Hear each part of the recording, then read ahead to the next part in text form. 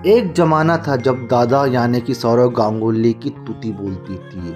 सौरव गांगुली जो बोल दे टीम में वही होता था, चाहे किसी को अंदर करना हो चाहे किसी को बाहर करना हो। बीसीसीआई भी कुछ भी फैसले लेने से पहले दादा की राय जरूर जानती थी। दादा यूं ही दादा नहीं थे, दादा ने भारतीय टीम को उस दौर में उभारा जब भारतीय टीम पूरी तरह से टूट चुकी थी, अकेले हो चुकी थी। दरअसल 1999-2000 के आसपास भारतीय क्रिकेट में बहुत बड़ा भूचाल आया था, क्योंकि फिक्सिंग स्कैंडल हुआ था और कई बड़े बड़े नाम इस फिक्सिंग में फंस चुके थे। उस दौर में दादा की टीम और दादा ने मिलकर भारतीय टीम को एक नए मुकाम पे ले जाया, क्योंकि उस समय दादा युवा थे और भारतीय टीम में ऐसा कोई चेहरा नहीं बचा था जो इस फिक्सिंग के कैंडल से आगे बढ़े। लेकिन दादा ने हिम्मत नहीं हारी और नए टीम को फिर से उस बुलंदी तक पहुंचाया जहां से दादा के बारे में हर कोई एक ही बात कहते थे कि दादा के रहते हुए भारतीय टीम बहुत ही ज़्यादा सुरक्षित है। धीरे धीरे समय गुजरते गया, भारतीय टीम में नए नए चेहरे आने लगे, जैसे कि युवराज सिंह, मोहम्मद कैफ। उसके थोड़े समय बाद वीरेंद्र सहवाग आए। फिर उसके थोड़े समय बाद हमने देखा कि MS धोनी का भी भारतीय टीम में एंट्री होने की कगार पे थे। दरअसल महेंद्र सिंह धोनी इंडिया ए के लिए बेहतरीन प्रदर्शन कर रहे थे और उसी बीच सिलेक्ट करते हैं सौरव गांगुली और चयनकर्ता भारतीय टीम के लिए, मतलब टीम इंडिया के जर्सी के लिए। लेकिन महेंद्र सिंह धोनी के लिए भारतीय टीम में जगह नहीं बन रहा था, क्योंकि ओपनर के तौर पे वीरेंद्र सहवाग और सचिन तेंदुलकर और सौरव गांगुली तीनों के बीच में कॉम्बिनेशन था कि कौन ओपनिंग करेगा। लेकिन वीरेंद्र सहवाग और सचिन तेंदुलकर की ओपनिंग के कारण यहाँ पे सौरव गांगुली फर्स्ट डाउन भी खेलना शुरू कर दिए थे।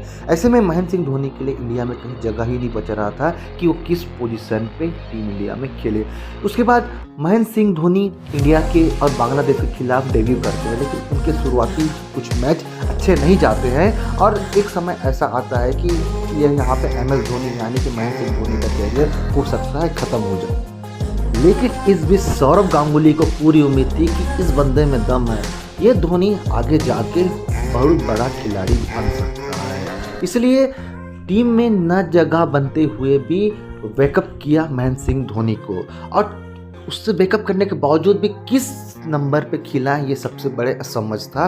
तो सौरव गांगुली ने अपनी खुद की कुर्बानी दे दी और इंडिया और पाकिस्तान के बीच में एक सीरीज़ हुआ था 2004-2005 में। तो सौरव गांगुली ने ये कहा कि धोनी आप ऊपर खेलिए, मैं आपकी जगह नीचे खेल लूँगा। इस तरह से उन्हें फर्स्ट डाउन उतारा गया इंडिया वर्सेस पाकिस्तान के एक विशाखापट्टनम के मैच में, और उस मैच में महेंद्र सिंह धोनी ने ताबड़तोड़ बल्लेबाजी करते हुए 148 रन ठोक दिए और पाकिस्तान को मैच में हरा दिया। और उसके बाद धीरे धीरे महेंद्र सिंह धोनी का जो बैटिंग स्टाइल है बढ़ता गया, टीम इंडिया में छाते चले गए।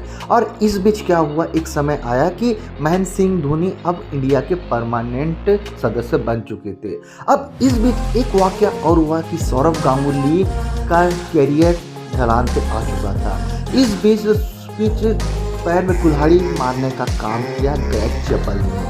जैसे कि ग्रेग चैपल टीम इंडिया में आए तो सौरव गांगुली को भी साइड लाइन करना शुरू कर दिए, उसे टीम इंडिया की कप्तानी भी छीन ली गई। धीरे धीरे करके यहाँ पे महेंद्र सिंह धोनी और ग्रेग चैपल ने यहाँ पे सौरव गांगुली को किनारे करने लग गए।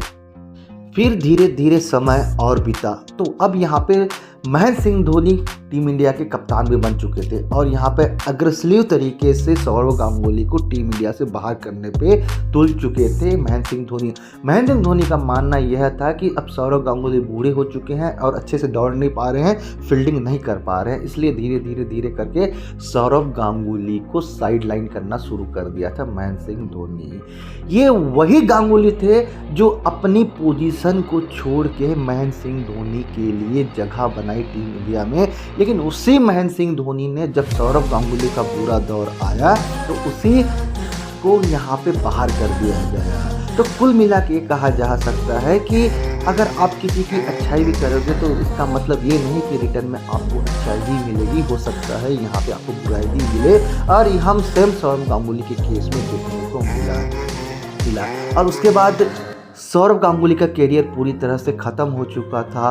और उसके बाद जो महेंद्र सिंह धोनी इंडिया के सुपरस्टार बन चुके थे, क्योंकि 2007 का उन्होंने विश्व कप जिताया, उसके बाद 2011 का उन्होंने विश्व कप जिताया। इस तरह से महेंद्र सिंह धोनी भारतीय क्रिकेट का बहुत बड़ा चेहरा, बहुत बड़ा नाम बन चुके थे।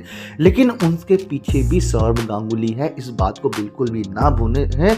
अगर सौरव गांगुली ना होते तो महेंद्र सिंह धोनी का आज कैरियर ही नहीं होता। महेंद्र सिंह धोनी अभी ना जाने कौन से पान के ठेले में रहते या किस रेलवे की टीटी में करते रहते। तो इस तरह से देखा जाए तो सौरव गांगुली ने अपनी कुर्बानी देकर महेंद्र सिंह धोनी का कैरियर बनाया, लेकिन महेंद्र सिंह धोनी ने उसके बदले में उनके पीठ पे खंजर घोंपा, उनके को पीछे से धोखा दिया। तो आप इस बात से कहाँ तक सहमत हैं, मुझे कमेंट्स करके ज़रूर बताएं।